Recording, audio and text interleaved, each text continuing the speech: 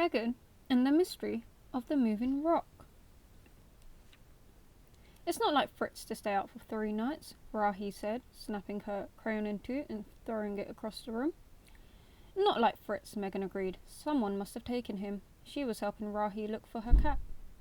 Megan loved sticky tape and walking, so she offered to go stick flyers across town.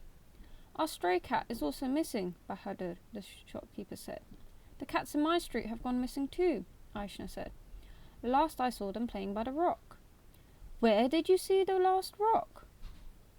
Megan asked excitedly. The valley, Aishna pointed. The rock arrived at the centre of town 3 months ago. It had a shoelace tied to its nose. Everyone wondered how it got there, and how the rock moved to a different spot every day. The valley, the valley, the valley, Megan muttered as she ran across the wet.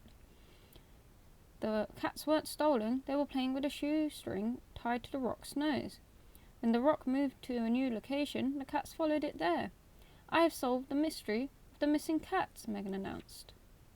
She could not have been more wrong. Megan froze, her knees shook, her body twitched. Put those cats down, Megan shrieked. Grrr, the rock creature roared, baring its teeth at her. The rock creature huffed and beat its chest with its stony hands. The rock creature swung on the cable. Come back, yelled Megan, but the rock creature didn't listen. Without thinking, Megan climbed into the cable car. The car began moving. The mist began to clear.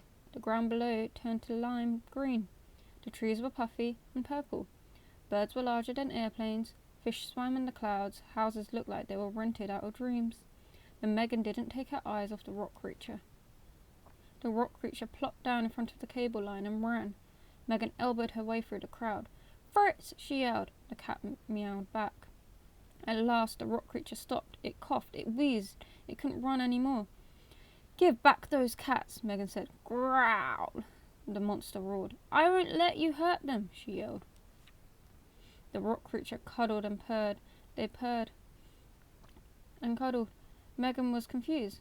They like you. You don't want to eat them. The rock creature shook its head. It held the cats closer. Do you promise to take care of them? Megan asked. The rock creature nodded. I suppose you can keep them, Megan said. But they will need to have a home. You need to give Fritz back. Rahi misses him so much. The creature thought about it for a bit. Then slowly it returned Fritz to Megan. The rock monster hand was as smooth as a pebble by a river. You can come back and visit, Megan said.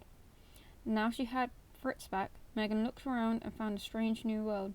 She heard dozens of languages, sniffed and hundreds of smells. Saw thousands of different people. She started to panic. How will I go home? The monster pointed to a sign. 1 month, Megan cried. Oh no, no, eee! She screamed and collapsed to the ground.